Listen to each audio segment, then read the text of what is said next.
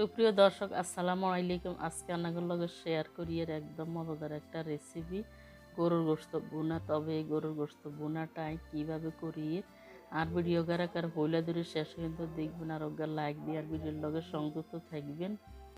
চুলের উপর আমি প্রায় 1.5 কেজি পরিমাণ গরুর গোশত দিচ্ছি। এখানে হলুদের গুঁড়া, মরিচের গুঁড়া, দারচিনি, এলাচি, তেজপাতা, লং এগুলো দিয়ে লবণ দিয়ে আমি সুন্দর করে এগুলোর জাল করি।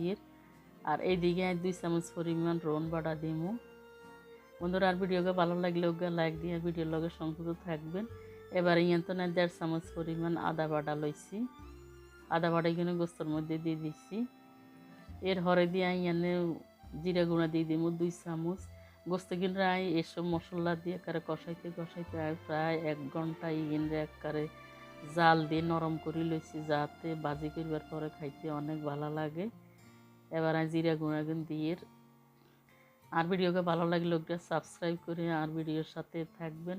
আমি যখনই ভিডিও ছাড়ব নোটিফিকেশনে পাই যাবেন। এবার আদা রসুনগুলো দিবার হরে সুন্দর করে লাড়ি চাড়ি মিশাই লইয়ে গরু গোস্তগুলোর মধ্যে আমি এই কষা নিয়ে হানি দিই। কতক্ষণ এগেনরে একদম কষাই আনে শুকালাম এর হরে দিই বারবার হানি দিই। গোস্তগুলারে নরম করিলাম তুলার মতন। দেখতে পাচ্ছেন আর গোস্তগুলো একদম রান্না হয়ে গেছে, মানে নরম করে লইছি। কালারটা কত সুন্দর চলিয়ে আসছে। এইদিকে দিয়ে চুলের উপর ফ্রাই প্যান দিচ্ছি। ফ্রাই প্যানের মধ্যে আমি 1 কাপ পরিমাণ আনের তেল ঢালি দিচ্ছি। তারপরে দিয়ে দেবো ইয়ানে 1 কাপ পরিমাণ পেঁয়াজ কুচিগুলো একটু মোটা মোটা করে কাটি লইছি, যাতে গরুর মাংসের লগে বাইজতে আনের পেঁয়াজগুলো ভাজা হয়ে যায়। পেঁয়াজগুলো এক খুন্তি দিয়ে এখানে সরাই বড়াই দিচ্ছি। এর মাঝে ইয়ানে 1/2 চামচ পরিমাণ আন্নের হলদের গুঁড়া দিছি। তারপরে 1/2 চামচ পরিমাণ লাল মরিচের গুঁড়া দিছি দিবার হরে দিই। এবারে ইয়ানে আরও কিছু মশলা ব্যবহার করুন। পেঁয়াজের মধ্যে হলুদ মরিচগুলো দিবার হরে দিয়ে একখানা লাড়ি চাড়ি মিশিয়ে লইছি। এবার আগে থেকে কষানো গরুর গোস্তগুলোরে আই পেঁয়াজের মধ্যে ডালি দিয়ে সবগুলা গোস্ত দিবার হরে দিই। এবার আই সুন্দর করে চুলাগা ধরাই দিমু দিবার হরে এইগুলারে নাড়তে এক পর্যায়ে একদম কড়া করে বাজি করি লমু। এর আগে দিয়ে কিছু স্পেশাল মশলা ব্যবহার করুন।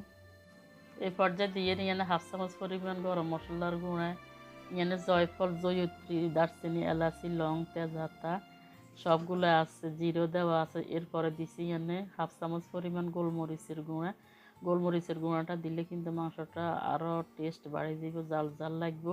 এরপরে দিছি এখানে 1/2 চামচ পরিমাণ ধনিয়া গুঁড়া। তারপরে দিব এখানে 1/2 চামচ পরিমাণ জিরা গুঁড়া। লাস্টে দিয়ে মশলাগুলো ব্যবহার করাতে কিন্তু আনার গোস্ত ভাজিটা অনেক মজা হয়েছে, অনেক সুস্বাদু হয়েছে। এবার এইগুলো দিবার হরে আবার সুন্দর করে লাড়াই চাড়ি গোস্তর লগে মিশাই লইয়ের।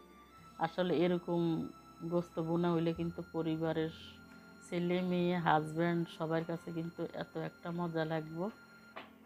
2 টুকরা মাংস আর একটু পেঁয়াজ মশলা হইলে কিন্তু 2-3 প্লেট ভাত অনায়াসে খাইতে পারবেন। প্লেটের ভাত কোন দিকে দিয়ে শেষ হয়ে যাবে নিজে উঠে আর হাইতেন নয়, এতটাই মজার। আর মেহমান আসলে তো অসাধারণভাবে এগুলা তৈরি করে দিবেন, তারাও কিন্তু অনেক মজা করে খাইবেন। দেখতে পাচ্ছেন আর গরুর মাংসগুলো বোনা হয়ে গেছে, দেখতে কতটাই লোভনীয় লাগে। আমি বয়ে দিতে পারছি না, আর মুখে দিয়ে অনেক পানিতে ভরে গেছে, এতই লোভ লাগে আমার কাছে। এখন তো কোরবানির সবার ঘরে কম বেশি মাংস থাকে, এখন কিন্তু এভাবে গোস্ত বোনাটা খাইতে সবারই সহজ হইব। আর রেসিপিটা দেখে স্টেপ বাই স্টেপ আপনারা তৈরি করে খাইবেন। আর ভিডিওগুলো দেওয়ার পরে আপনারা আমাকে সাপোর্ট করবেন। সাপোর্ট করার মানে লাইক, কমেন্ট, শেয়ার, সাবস্ক্রাইব করতে একটাও ভুলিয়েন না। আপনাকে মূল্যবান সাপোর্টের সামনের দিকে আগাই দিতে আরো। বন্ধুরা আর নতুন ভিডিও পাইতে আর সাপোর্ট করে দেবেন। সাপোর্ট করার মানে লাইক, কমেন্ট, শেয়ার, সাবস্ক্রাইব করে আমার ভিডিওর সাথে থাকবেন। আর যখনই ভিডিও ছাড়ব নোটিফিকেশনে পাই যাইবেন। এরকম গরু গোস্ত বোনা দিয়ে রুটি পরোটা দিয়ে খাইতে দারুণ লাগবে, আর ভাত দিয়ে তো অসাধারণ লাগবে, যা বলার মতো না। সবাই ভালো থাকবেন, সুস্থ থাকবেন। দেখা হইব নতুন কোনো রেসিপি নিয়ে। আল্লাহ হাফেজ।